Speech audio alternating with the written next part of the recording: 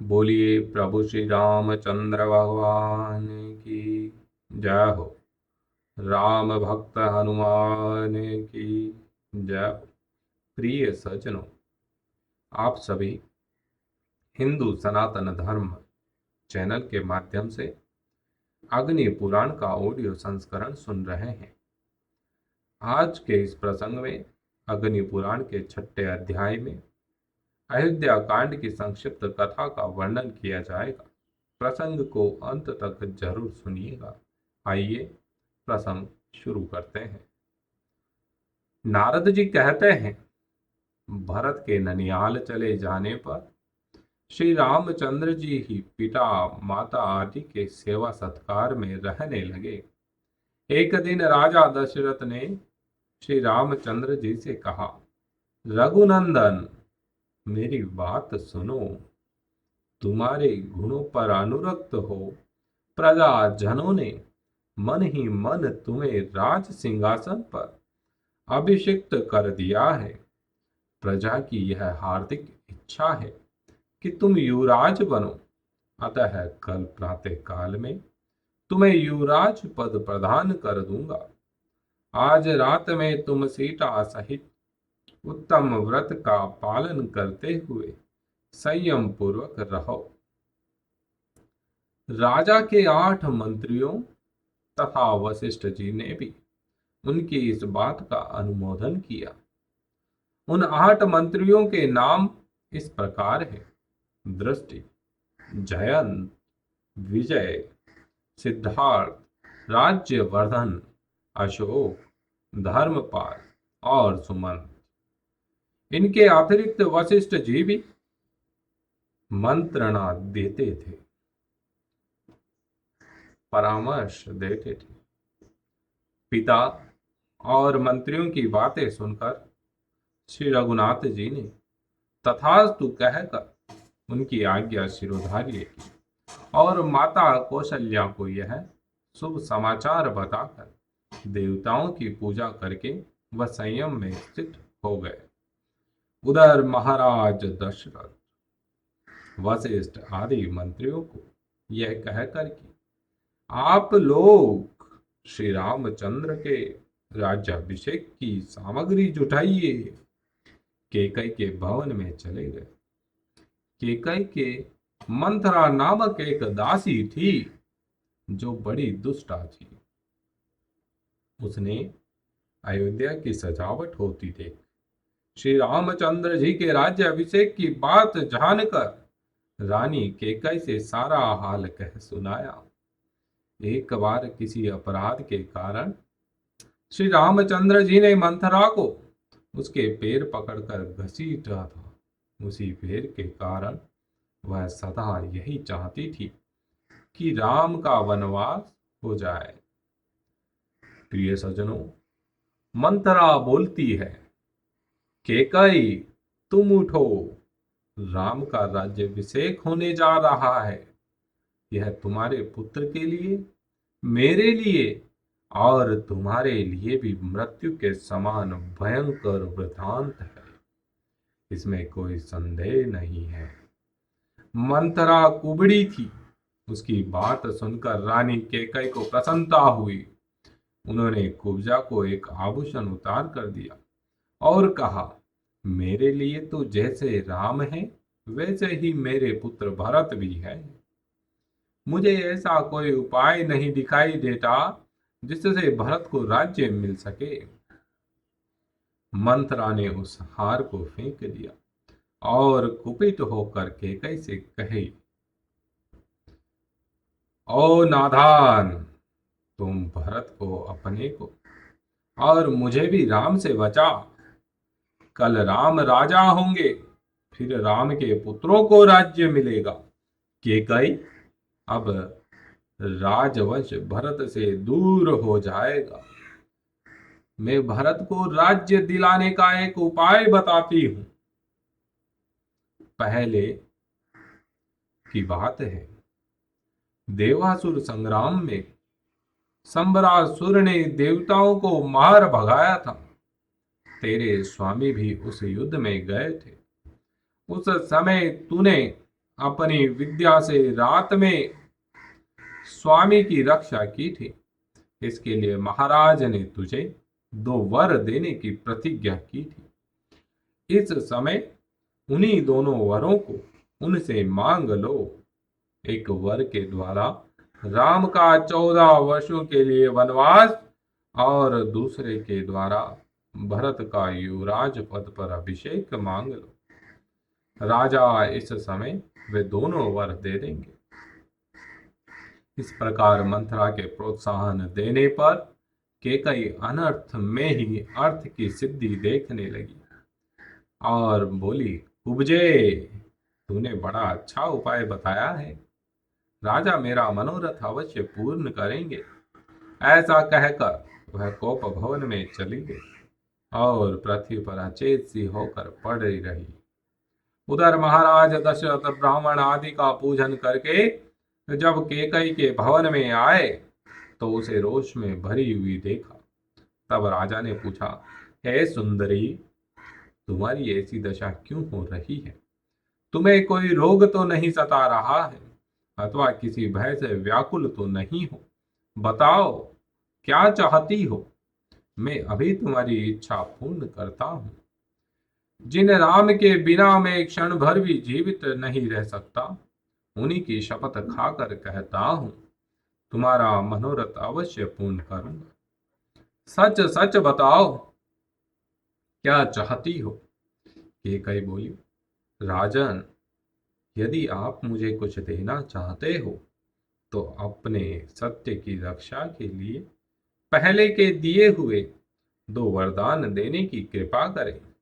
मैं चाहती हूं राम 14 वर्षों तक संयम पूर्वक वन में निवास करे और इन सामग्रियों के द्वारा आज ही भरत का युवराज पद पर अभिषेक हो जाए। महाराज, यदि ये दोनों वरदान आप मुझे नहीं देंगे तो मैं विष पीकर मर जाऊंगी। भैया धमकी मिल रही है महाराज दशरथ को। यह सुनकर राजा दशरथ वज्र से आहत हुई की भांति मूर्छित होकर भूमि पर गिर पड़े। फिर थोड़ी देर में चेतना आई। उन्होंने केकई से कहा, पाप पूर्ण विचार रखने वाली केकई, तुम समस्त संसार का अप्रिय करने वाली हो। अरे मैंने या राम ने तेरा क्या बिगाड़ा है जो तुम मुझे ऐसी बात कहती है? केवल तुझे प्रिय लगने वाला यह कार्य करके मैं संसार में भली भांति निंदित हो जाऊंगा। तू मेरी स्त्री नहीं, काल रात्रि है।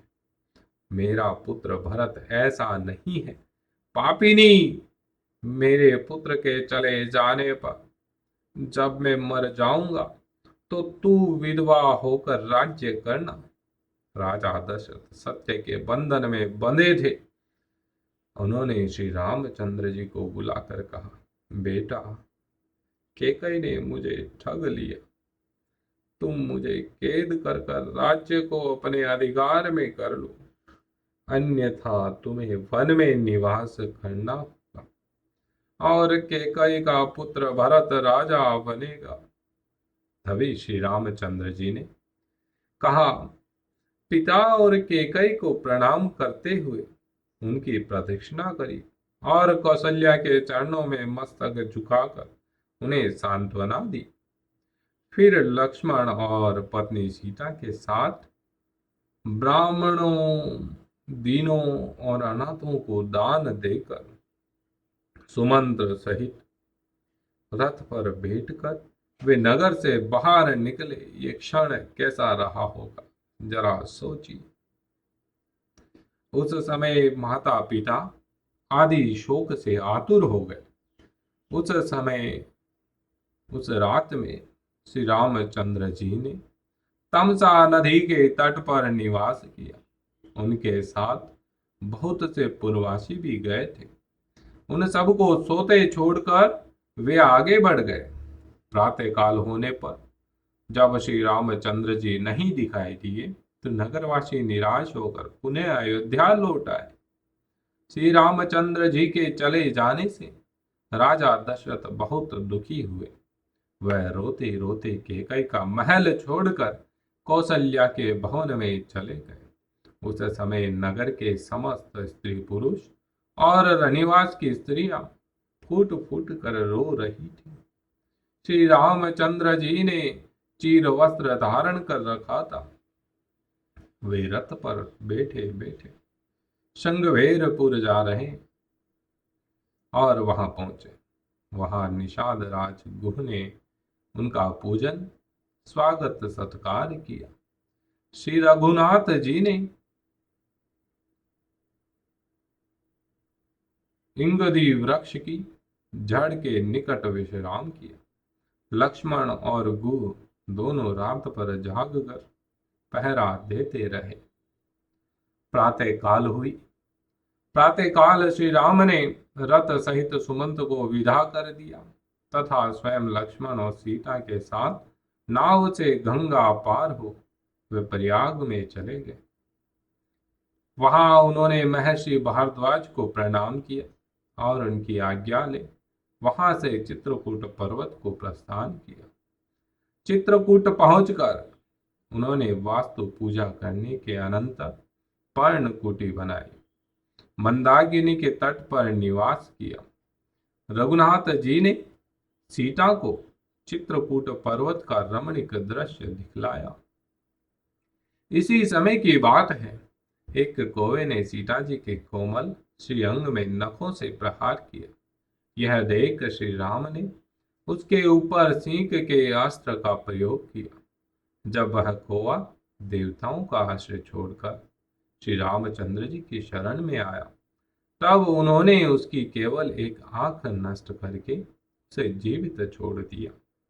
श्री रामचंद्र जी के वन गमन के पश्चात छठे दिन की रात में राजा दशरथ ने कौशल्या से पहले की एक घटना सुनाई, जिसमें उनके द्वारा कुमारावस्था में सरयू के तट पर अनजान में यज्ञ दत्त पुत्र श्रवण कुमार के मारे जाने का वृतांत था।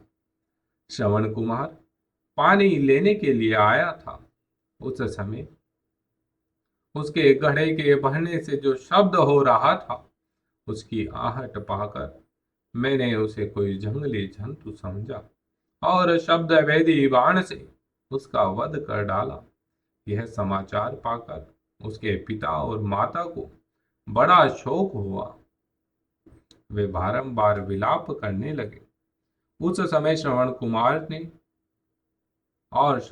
के पिता ने मुझे शाप देते हुए कहा, राजन, हम दोनों पति पत्नी पुत्र के बिना शोकातुर होकर अपने प्राणों का त्याग कर रहे हैं। तुम भी हमारी ही तरह पुत्र वियोग में शोक से मारे जाओगे। शोक के कारण ही मरोगे। इस मृत्यु लोक को छोड़ जाओगे। तुम्हारे पुत्र मरेंगे तो नहीं, किंतु उस समय तुम्हारे पास कोई पुत्र मौजूद नहीं रहेगा। कौशल्य, आज उस शाप का मुझे स्मरण हो रहा है। जान पड़ता है अब इसी शोक से मेरी मृत्यु होगी। इतनी कथा कहने के पश्चात राजा ने हाय राम हाय राम कहकर स्वर्ग लोक को प्रयाण किया। कौशल्या ने समझा महाराज शोक से आतुर है, इस समय नींद आ गई होगी। ऐसा विचार करके वह सो गई। प्रातः काल जगाने वाले सूत, मागध और बंदीजन सोते हुए महाराज को जगाने लगे, किंतु वे न जगे। तब उन्हें मरा हुआ जान रानी कौशल्या हाय मैं मारी गई कहकर पृथ्वी पर गिर पड़ी। फिर तो समस्त नर नारी फूट फूट कर रोने लगे। तत्पश्चात महर्षि वशिष्ठ ने राजा के शव को तेल भरी नौका में रखवाकर भरत को उनके ननिहाल से तत्काल बुलवाया। भरत और शत्रुघ्न अपने मामा के राजमहल से निकलकर सुमंत आदि के साथ शीघ्र ही अयोध्यापुरी में आए। यहाँ का समाचार जानकर भरत को बड़ा दुख हुआ। कैकई को शोक करती देख उसकी कठोर शब्दों में निंदा करते हुए बोले, अरे तूने मेरे माथे कलंक का टीका लगाया, मेरे सिर पर अपशे भारी बोझ लाद दिया माथे। फिर उन्होंने कौशल्या की प्रशंसा करके तेलपूर्ण नौका में रखे हुए पिता के शव का सरयू तट पर अंत्येष्टि संस्कार किया। तदंतर वशिष्ठ और गुरुजनों ने कहा, भरत अब राज्य ग्रहण करो। भरत बोले, मैं तो श्री रामचंद्र जी को ही राजा मानता, अब उन्हें यहाँ लाने के लिए वन में जाता हूँ। ऐसा कहकर वे वहां से दल बल सहित चल दिए। शृंगवेरपुर होते हुए प्रयाग पहुंचे। वहां महर्षि भरद्वाज ने उन सबको भोजन कराया। फिर भरद्वाज को नमस्कार करके वो प्रयाग से चले और चित्रकूट में श्री राम और लक्ष्मण के समीप आ पहुंचे। वहां भरत ने राम से कहा, रघुनाथ जी, हमारे पिता महाराज दशरथ स्वर्गवासी हो गए। अब आप अयोध्या में चलकर राज्य ग्रहण करें। मैं आपकी आज्ञा का पालन करते हुए वन में जाऊंगा।